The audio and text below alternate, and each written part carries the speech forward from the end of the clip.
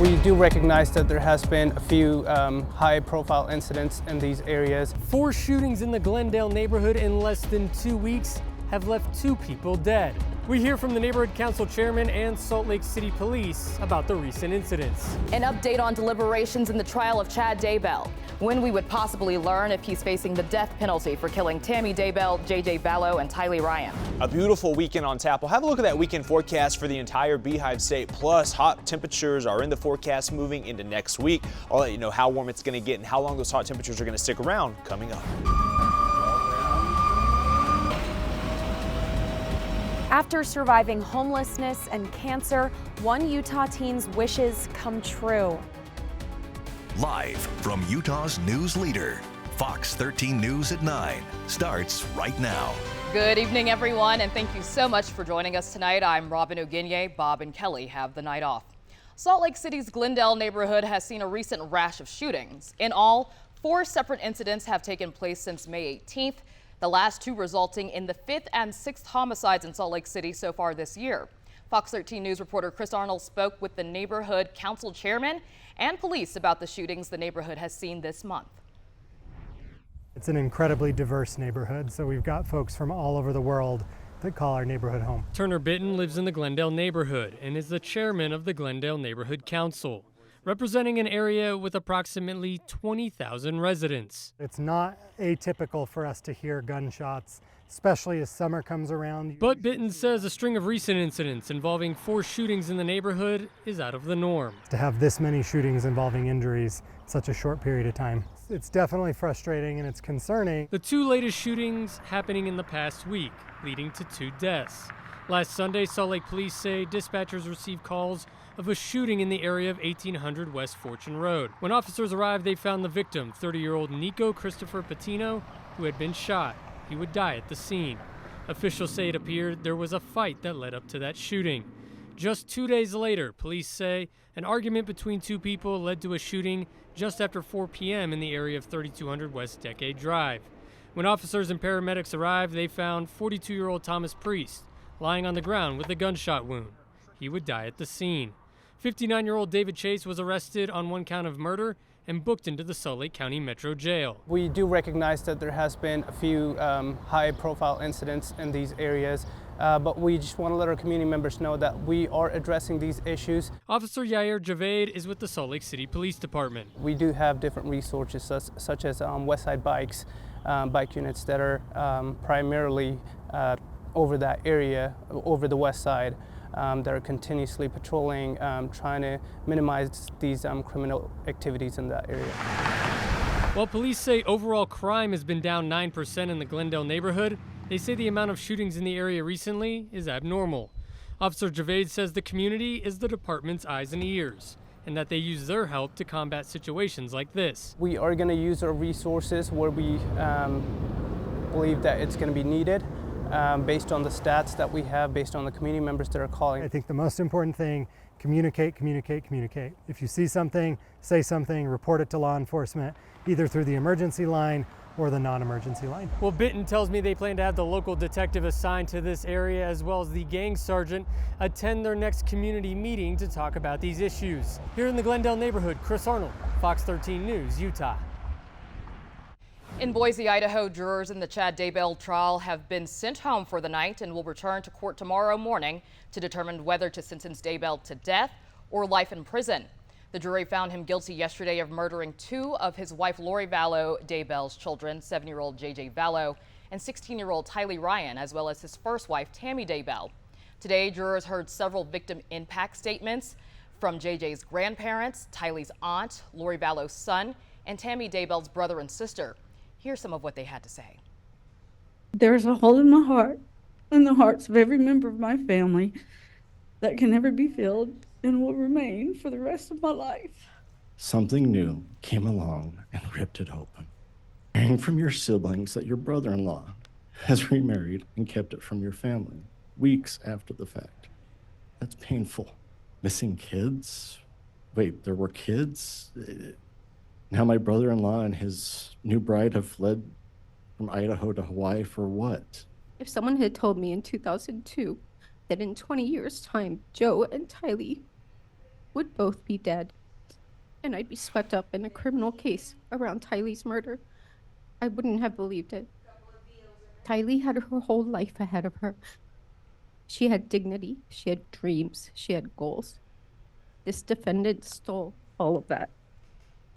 Chad Daybell was given the opportunity to speak, but he declined. We will keep you updated tomorrow on Fox 13 News as the sentencing process continues. We have an update on the investigation into the stabbing death of a 16-year-old boy this past Wednesday. Another suspect has been arrested and is facing charges related to the assault prior to the stabbing. According to court documents, 18-year-old Hunter John Armstrong was arrested on a charge of aggravated assault resulting in serious bodily injury. Armstrong was allegedly with the already arrested 19-year-old Keith Tyree McClendon in order to, quote, attack a different 17-year-old. The 16-year-old who died was also with McClendon and allegedly assisted in the attack on the other teen. A 54-year-old man is in critical condition after suffering a serious electric shock while working at a construction site in West Jordan. It happened at 6381 Wells Park Road around 12:30 p.m. When crews arrived on scene, they initially thought the man was dead. According to the fire department, co-workers of the man were able to successfully perform CPR. The man was taken to the University of Utah Burn Center. The fire department says he is, quote, extremely lucky to have survived. Well, after surviving homelessness and cancer, one Utah teen refused to lose hope. Fox 13 News reporter Jenna Brees shows us how his wishes came true in a way that is positively Utah. It's one of the best jobs in the world. Jesse Meekum has dreamed of becoming a firefighter. I was like putting the ladder up really high and kind of like almost over the houses, and yeah, it was pretty fun. After becoming homeless, Jesse was taken in by his grandfather, whose footsteps he's now following. My grandpa was in 9/11.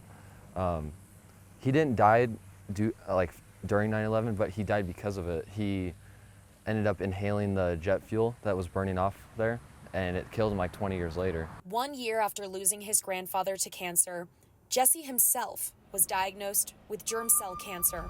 It was pretty scary to watch him die from it, and then my realization that I could die from this. Having no family to take Jesse in, Julie Williams made room for the teen in her home. I don't have anywhere to go. I don't know what to do. Nobody wants me. And we just said that is absolutely false. After graduating from Mountain Ridge High School Thursday, next, Jesse is on to Utah Valley University's Fire Academy with a scholarship from Make-A-Wish.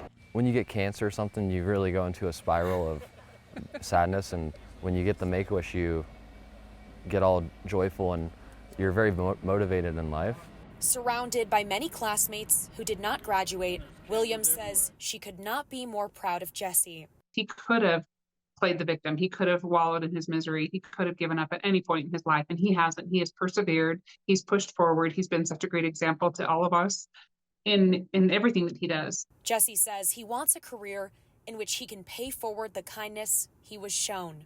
I was trying to figure out what I wanted for my wish, and I realized I wanted a future, and so my future I could see was being a firefighter. In Harriman, Jenna Bree, Fox 13 News, Utah. Well, Jesse certainly overcame a lot. If you're watching Jesse, we wish you all the best. We now, do. Chris, last year at this time, we were talking earlier, it was very hot. We were out on Pride weekend fanning ourselves. Yeah. Because it was just downright warm. It was, and parts of the state are hot, but we're pretty comfortable here along the Wasatch Front, and that's going to be the case over the weekend as well. We will see those hot temperatures for parts of Washington County, but I think we're going to be more on the warm side here in Salt Lake versus that hot side. Now, moving into next week, everybody will see hot temperatures, the warmest temperatures we've seen so far this year. This afternoon, this is a look at those high temperatures: 97 in St. George, 83 in Cedar City. We got up to 79 here in Salt Lake, 79 in Ogden, 78 in Provo. Price got up to 78 this afternoon as well. So the temperatures will be relatively comfortable over the weekend. We're going to say mild to warm north, hot as you work your way a little bit farther south, but hot temperatures for the entire state moving into next week with a heat wave building in. Temperatures right now pretty warm still in St. George, 92 degrees at this hour, 70 in Salt Lake, 70 in Price, 68 right now in Logan. Temperatures pretty much all across the state, generally in the 60s, 70s, but again, the outlier is St. George, kind of on an island with those mild temperatures. It's going to be hard to even fall down below 70 for St. George tonight. We're going to see those temperatures elsewhere, upper 50s, lower 60s to start your Saturday, and then those Saturday afternoon temperatures looking pretty nice. We're going to see temperatures a little bit warmer than what we saw today. I'll let you know how hot it's going to get as we work our way into next week coming up here in a couple of minutes. People in RVs are showing up and camping outside of Salt Lake City businesses for days. We talked with one business owner who has her own concerns and what she's been doing to address this issue. Plus, as you hit the trails this summer, we tell you how to keep your pets safe from snakes. And get ready for some MMA on its way here with a 7-figure prize on the line. Former President Donald Trump spoke again once today following his guilty verdict.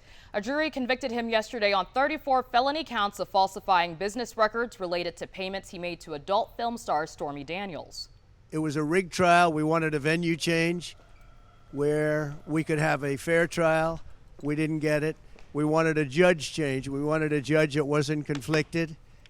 And obviously he didn't do that.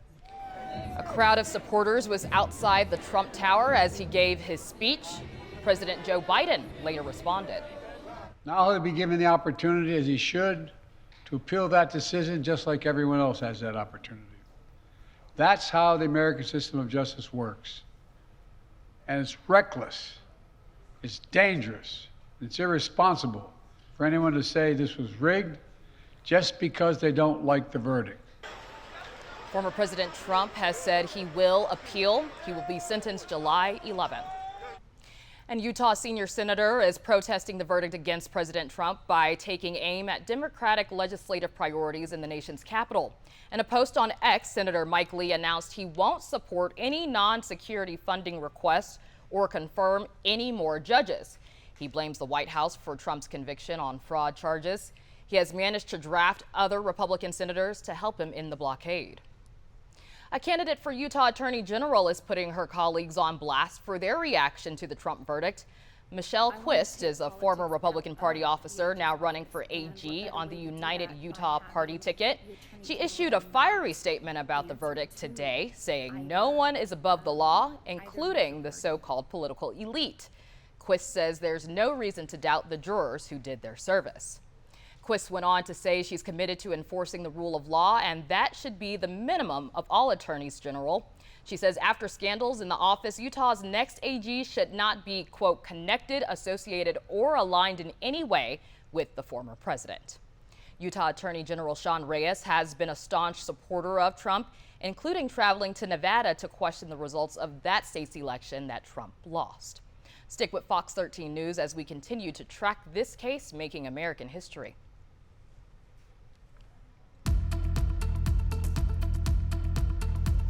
Okay, Chris, so we're going to talk about something very important. It's starting to get hot. We're going to be outside with the doggies.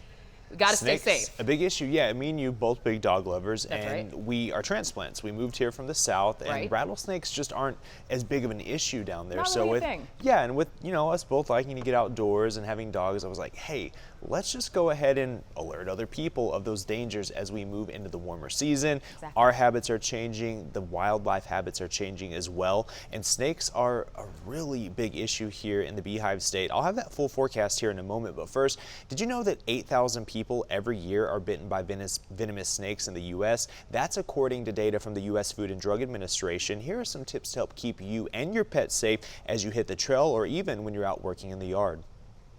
Rattlesnakes are one of the most venomous snakes in the country. There are 5 rattlesnake species found right here in Utah. As we move into the summer months and temperatures begin to heat up, rattlesnakes become more active and change some of their tendencies. As those temperatures become to be really, really warm, they'll shift their activity to being more during dusk and dawn hours because, like us, it gets so hot they don't want to be out in the sun all day. This is the same time many of us are becoming more active, recreating on the trails, doing yard work, making it important to be aware while hiking or even doing that yard work of the danger that may loom. If you encounter a rattlesnake, it is best to stay 10 feet away from the snake and allow it to go on its way. And never attempt to move a rattlesnake on your own or harm one. This is when most bites occur, and it is also a crime to purposely injure or kill a rattlesnake in the state of Utah. On the off chance you are bitten by a rattlesnake, there are some steps to take that could save your life, and some popular myths that you should not do. The things you don't want to do is you don't want to tourniquet it, you don't want to put a hot pack on it, heat it, or put a cold pack on it. Those are things that you do not want to do when you are bitten by a snake. And also, you don't want to try to suck the venom out. If you're like me and many other Utahns and you have a dog, there's an effective training that can help keep you and your pet safe. It's called snake aversion training. This several-hour training class is growing in popularity. What I do in my class is I teach them, this is what this thing is, and they can get in close proximity to a rattlesnake. It's a defanged rattlesnake, so it's very safe for them to be in close proximity to a rattlesnake. They can see it, they can hear it. Most importantly, they get a good sniff on it. And so they verify what it is. That's how they're going to remember what it is. And then I start teaching them, that this is something that you never want to do again. The training is scent-based, in hopes of dogs recognizing the smell of rattlesnakes, and in return, the dog staying away to avoid the potential hazard of getting bitten. This is achieved by familiarizing dogs with the smell of snakes, along with the appearance and sound and its associated bite that is simulated by an e-collar on the dog. These methods are proven to have high success rates. I have yet to hear of a dog who's been bitten by a rattlesnake that has taken my class. Snake aversion training is an option for all dog breeds and of all ages, and it takes just one class for a few hours, and the dog keeps the aversion skill set for life. And if you are interested in more details or you want to sign up for the rattlesnake aversion course, we'll have details on fox13now.com. And the weather's going to be nice as we move into the weekend. You're probably going to want to get out and enjoy the nice weather. It's going to be a little bit toasty, but nowhere near as hot as what we're going to see moving into the upcoming work week. I know we didn't want to focus on that. We're just now getting into the weekend. So let's focus on how hot those temperatures got this afternoon. The desert Southwest is where the heat really ratcheted up a few notches. 107 in Phoenix this afternoon, 90 in Albuquerque there in the 505. We got up to 79 this afternoon in Salt Lake, just a little bit above where we should be this afternoon. And Seattle, 70 degrees. Oh, beautiful. Look at this. Just a beautiful Friday evening over the Salt Lake Valley. Temperatures are still comfortable. 70 degrees right now in Salt Lake. That north wind at 9 miles per hour, making it feel very refreshing out there. We're not going to hold on to the northerly winds tomorrow, though. Our temperatures are going to warm up just a little bit more. St. George, 92 degrees. It's past 9 o'clock. It's still holding on to 92 there. I keep saying it, but they're kind of on an island of their own. 68 in Logan, 72 right now in Ogden, 70 in Price. Those temperatures across the west still holding on to 101 in Phoenix, 98 in Las Vegas, 60 in LA, 59 in San Francisco, a little bit chilly there. So we saw a little system zip by earlier this afternoon. That did generate just a couple of showers. We had enough lift, enough moisture. There were even a couple lightning strikes, but you can see over the past few hours that activity has really started to fizzle out, and we're going to dry out throughout the overnight hours. Most areas do stay dry over the weekend, but I am tracking our next system. This moves in tomorrow night into Sunday. That's going to push a cold front into the area, and 1 or 2 showers are possible, but again, most areas stay dry. Tomorrow morning, we're going to wake up to temperatures mainly in the mid to upper 50s, lower 60s. St. George, though, going to start the day off nearly around 70 degrees for your Saturday morning, getting up to 97 tomorrow afternoon. Along the Wasatch Front, we're going to see those temperatures low to mid, even some upper 80s expected. West Desert, temperatures pushing 90 degrees in southeastern Utah. Look at that. Bullfrog, Moab, going to see temperatures in the 90s tomorrow afternoon. So tomorrow afternoon, when we add in that daytime heating, this is the afternoon time frame, we start to see 1 or 2 showers popping up. Could even be a little bit of lightning. So if you are going to get on the lake or you're going hiking, just any recreating outdoors, if you see lightning, you hear thunder, just make sure that you move indoors until that storm passes. Again, very spotty in nature. With that cold front moving through early Sunday morning, 1 or 2 showers possible for the Cache Valley, and then as you work your way toward the Idaho border.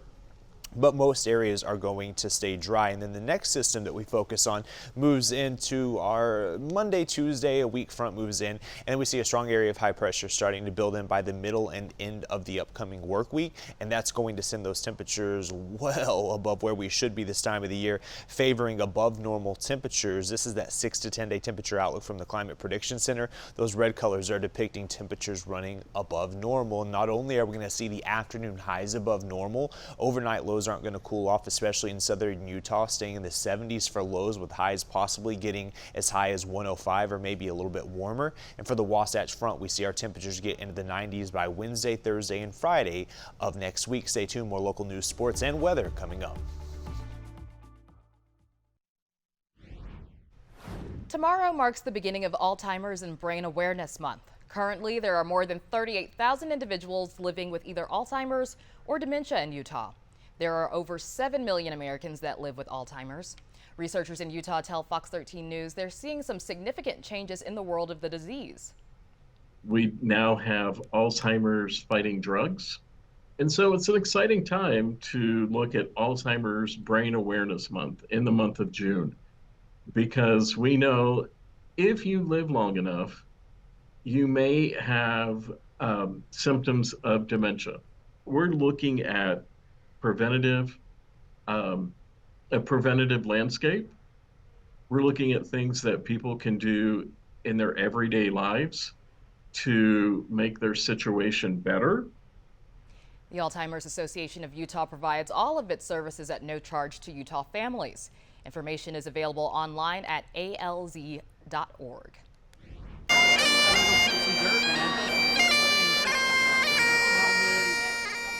Today, Utah State University held a groundbreaking for the future site of their College of Veterinary Medicine.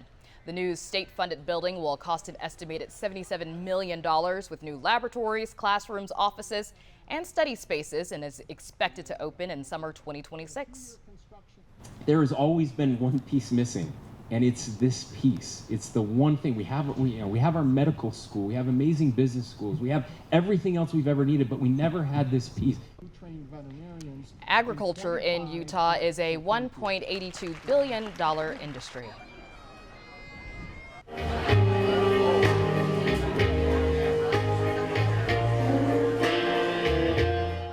All right, you hear that? Well, happening now in Manti, the Rat Fink reunion is getting underway. Ed Roth, Rat Fink's creator, moved to Manti from California, where he lived until his death in 2001. This event is to honor his legacy and creations. We fill the park clear full of cars and motorcycles, semi-trucks, you name it. We've even had tanks. It's pretty fun. Okay, how much does this cost? The cost of admission is a smile, and you just keep it on your face, and you get to stay all day, and it's hard to ever wipe it off your face. It's a pretty good deal. Everyone's got a smile, right? The event continues through tomorrow, beginning with a car show at 8 a.m. and wrapping up at 8:30 at night. As the weather gets warmer, some Salt Lake City businesses are seeing a concerning trend outside of the stores. I'll tell you about the issue they're having with RVs and the challenges one business owner has encountered while trying to address it. The Salt Lake County Clerk opens the doors to show how they count your votes. I am so excited to share with you an upcoming series that I get to do. It's called MaxTrax. And mixed martial arts fans meet the two Utahns fighting for $1 million at the incoming PFL 5.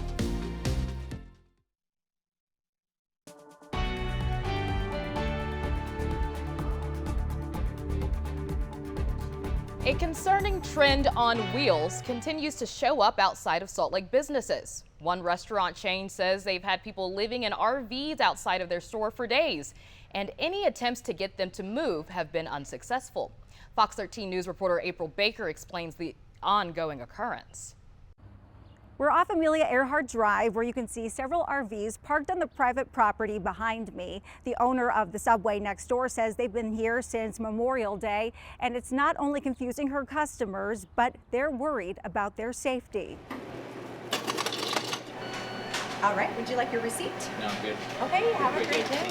Since Monday, this has been Sharon Cockane's view from the Subway she owns on Amelia Earhart Drive. A slew of RVs looking worse for wear. She says it has her customers asking questions. Almost all of the customers come in and say, what's going on over here? It's difficult because I realize that everybody needs a place to live. And especially with home prices the way they are, Sharon goes on to say this isn't the first time RVs have shown up outside of her business. In those instances, they have taken action, including calling police. They have come out before and they've kind of chased them away, and then they return. We went to Salt Lake City Police about this recent occurrence to ask what else can be done. We have to look at each case on an individual basis. But Salt Lake City Police Detective Michael Ruff encourages people to start off by calling them when they see something suspicious. He also recommends people reach out to the city through their new SLC mobile app. It's a complex issue that involves a lot more than just the police department. We continually work with our partners throughout the city, the county, the state to continue to work on that issue. Sharon says she's put in a request through the SLC mobile app. The city confirms it and says they've sent out an officer from the compliance division to check out the scene. But because these RVs are on private property, they've passed it on to the Civil Enforcement Division to check out. Reporting in Salt Lake City, April Baker, Fox 13 News, Utah. The lake levels have been bouncing around an elevation of 4195. The Great Salt Lake has likely peaked when it comes to its water levels. State officials are working to ensure that lake levels don't decline too dramatically this summer. The lake typically rises and falls in a normal year about 2 feet, give or take. So we will expect, hopefully the lake will stay around where it is for now for as long as possible, but then it'll begin to go back down. The Great Salt Lake's levels will start dropping again as a result of water diversion and hot summer temperatures. It's up about 6 feet from its historic low in 2022, but still several feet below what's considered ecologically healthy. And Fox 13 News is a part of the Great Salt Lake Collaborative. It's a group of local news outlets, academic groups, and community organizations calling attention to the Great Salt Lake and solutions to save it. You can find more info by visiting greatsaltlakenews.org. Ahead of the primary election, voting equipment is being tested for the public. Make sure that everything is functioning as it should. I'm Ben Winslow at the Salt Lake County Government Complex. Leaning into people's questions about election integrity, the Salt Lake County Clerk welcomed the public in to see just how they count your votes.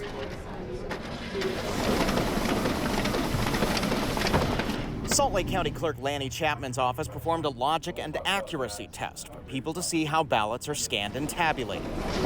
We do it because it's statutorily required, but also just to make sure. It's our one last test before we actually mail out ballots. People filled out sample ballots and the equipment's accuracy was tested. Ricky Hatch. 78. They can even check for themselves. Tina Cannon. 39. And it's something that we really encourage. We want the public to come and test it. We want the public to come and test out what we're using, our equipment, the ballots, to make sure that everything is running as it should be. Open tests like these are something the Utah Lieutenant Governor's office has pushed to dispel a lot of myths surrounding elections. I got the email about the counting process, and I wanted to be a part of that and see how it goes, and want to see what I could do to help. And on Friday, many took advantage of it. From what I see, it looks pretty good. I mean, it looks pretty accurate. Including some Republican Party officials. And I think it does help in that when we are able to come and say, look, we watched how it happened, we watched how the sausage was made, and we're comfortable with the outcome. That's what we want to do. That's our goal. And candidates on the ballot for office. There will be well over 100,000 Republican primary voters. I wanted to come here, experience it firsthand inside the elections office, inside Salt Lake County, and understand the processes and procedures that will be going on over the next several weeks. Are you satisfied with what you saw? Very satisfied, yes. Everything matched up as we anticipated. So, of course, as a candidate, that was great to see and to experience firsthand. Far and away, mail-in ballots are the most popular way Utahns like to vote, but the county will have in-person locations available for the primary election in June and the general election in November. The Salt Lake County clerk says she also welcomes poll watchers and volunteers. So we're always in need of poll workers to work on election day at in-person voting and early voting, of course, but then also down here for all of our by-mail ballots. Now, one question I do get asked a lot, is it too late to switch parties to vote in the upcoming election? Well, if you are registered with one party, say you're a Democrat and you want to vote in the Republican primary, it is too late to switch political parties. But if you are an unaffiliated voter, meaning that you belong to no political party, it is not too late to affiliate with a particular political party. Check with your county clerk for details on that. At the Salt Lake County Government Complex, Ben Winslow, Fox 13 News, Utah. Coming up, the city of South Jordan is showing off a huge new puzzle mural in town. The story behind it when we come back.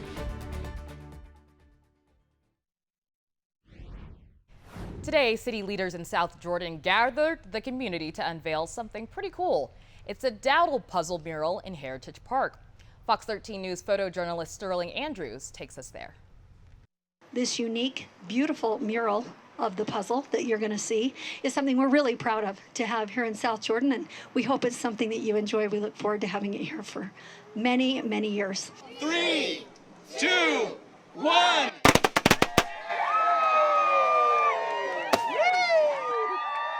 I think Eric Dowdle has beautifully married our history and our present day with this piece. Aunt May, you will see her with her popcorn bucket in front of her home on the rocking chair. We have two temples in the painting. We also have the Hindu temple. Jesus is eating pizza right in the middle of the town square, enjoying some pizza. The Holtz, original founders, right, of South Jordan. Having this public art piece done is unique. It's not something other cities have done.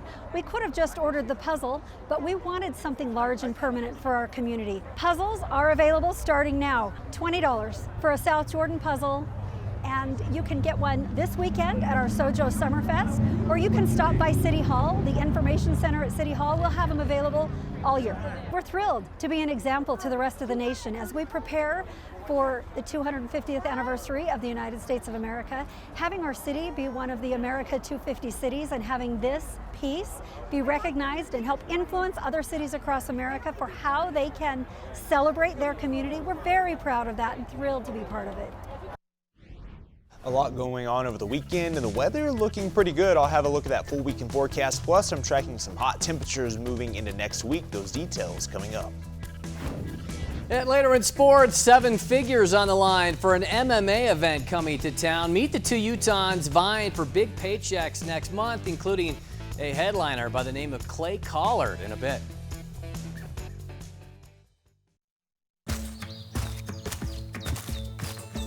I'm Fox 13 News anchor Max Roth. For a year now, the stories you've asked me about the most surprised me.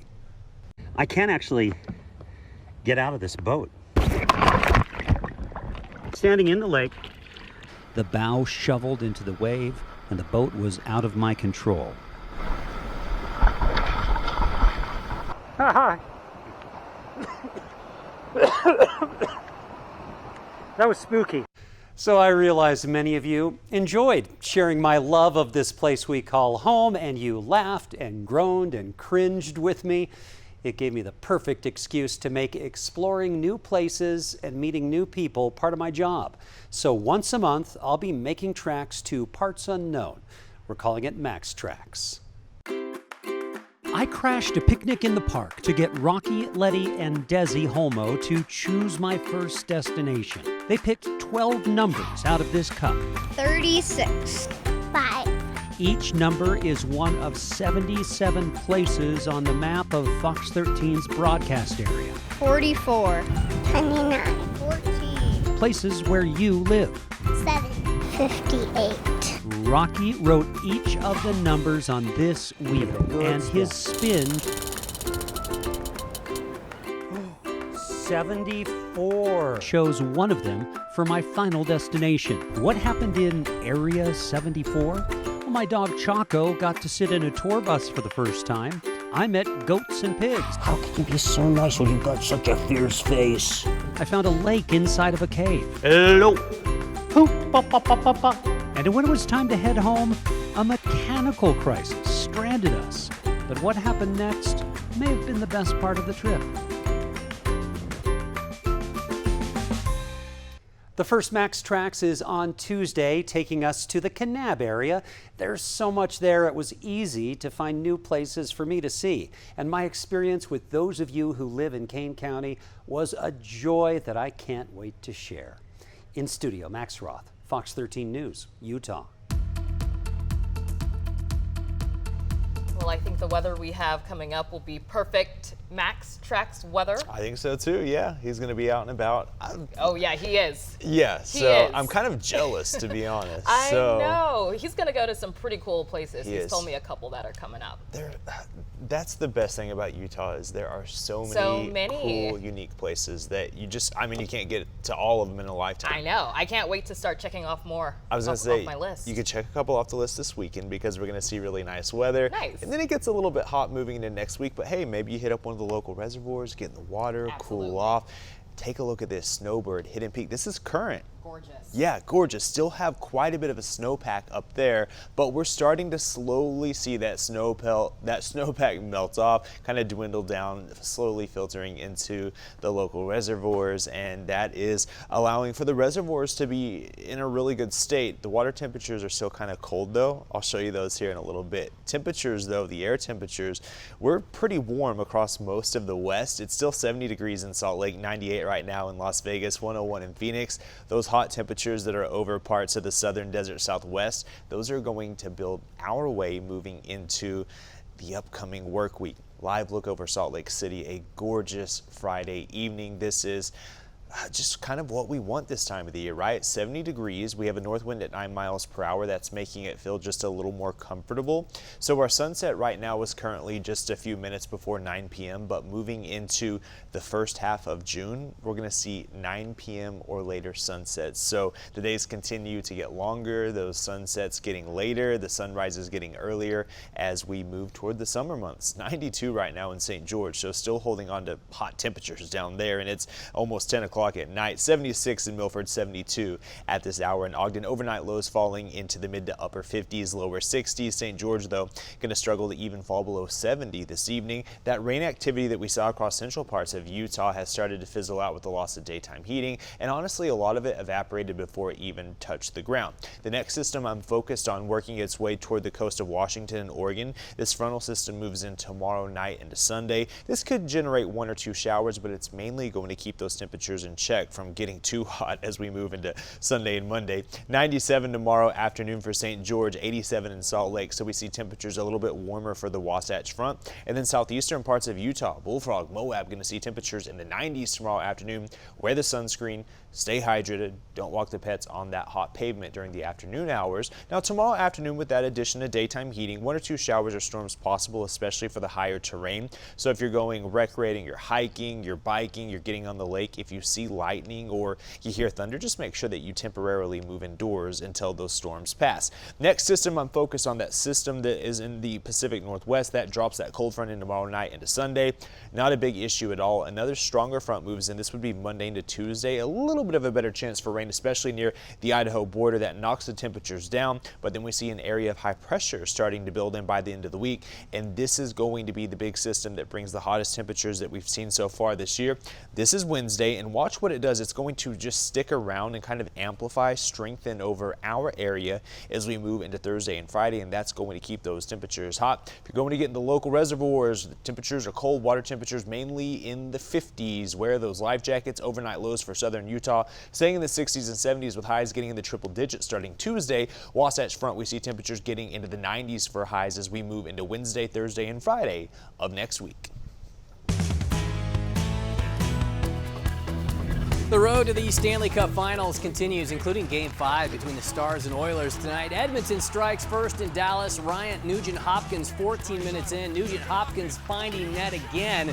come the second. Call it 3 unanswered goals for the Oilers. Philip Broberg getting one as well. Edmonton trying to become the first Canadian team to win the Cup in 31 in their final. Speaking of up north, 3 BYU products at the Canadian Open. Zach Blair in great shape and a tie for 10th at 5 under, despite missing a birdie putt to wrap up at 18 there. Mike Ware, who grew up just a couple hours away from this course in Ontario, nice approach at 13. Ware, though, bogeyed his final 2 to miss the cut by a single stroke. Patrick Fishburne is out as well. 3 weeks from tonight, mixed martial arts comes to town. The PFL consists of 3 regular season matches with 3 playoff bouts to follow after that, with big money on the line. Here's Fox 13's Andrea Urban with the 2 local fighters ready to represent on their own turf. The Professional Fighters League is coming to Salt Lake City for the first time ever, and headlining the event is Utah's own Clay Collard in a highly anticipated lightweight showdown. We will also be introduced to Julian Ruiz, an undefeated prospect in Utah, who will be making his PFL debut on June 21st, and the 2 are training together right here in Salt Lake City. I'm from Castledale, Utah. 435, baby. Somebody tweeted one time, Clay is a man of violence for the people. And I think that's just hammer on the nail. I'm a man of violence for the people. I like to be entertaining. I like to take risks. What has the outreach from the state of Utah been like during your career? Utah's, been my home most of my life, from getting paid $300 to my first fight to where I'm at now, fighting for $1 million. Julian's doing a good job too. I do get a lot of support here in Utah. That's, one of the reasons I've stayed here. Obviously, there's bigger camps and stuff around, but I'm a local guy and I'm a loyal guy, so I want to be the man to bring this place up. Obviously, Clay's already done that. I want to add my own to it. I want people to know that Utah's like a secret hotbed. You're on a card with him in Salt Lake City, Utah. I mean, is that really special for you? Oh, it's so special. Be on a card like this, and then the fact that, my training partner, my mentor, he's going to be the main event. Like, how could I not be excited and have confidence? The fight will take place at the Huntsman Center on June 21st. With the PFL, Andrea Urban, Fox 13 Sports. A boxing note, the highly anticipated Mike Tyson-Jake Paul bout, previously scheduled for July 20th in Arlington, has been postponed following a health scare Tyson recently had on a flight. A new date is expected to be announced sometime next week. And baseball, the Ogden Raptors off to a rough start, 1-8 coming in. They got 2 in the first, only to watch Missoula respond with 3 solo home runs over the second and third frames. Roberto Pena right there. Base running error by the Raptors. Will Fwenning caught sneaking second. The Paddleheads adding a couple more in the 6th. Ogden falls 6-2 despite having more hits and less errors than Missoula. The Bees, meanwhile, they're on the road at Reno tonight, up 11-6. Good for them. Mike gave us a scare, but I saw a couple days ago, he said that he's okay. 57 years old. You can only expect something like that to happen, but hopefully he gets well, and because I'm very intrigued to see what happens there. I'm ready to see. I will be tuning in. Absolutely. Thank you, Morgan. Yeah. We'll be right back. Highlights for weekend weather? It's looking pretty nice. Enjoy it. We're going to see sunny skies, temperatures a little bit above normal. Perfect. Chef's kiss. Yeah, exactly. Come on. Thanks for watching. Quick Cast is up next.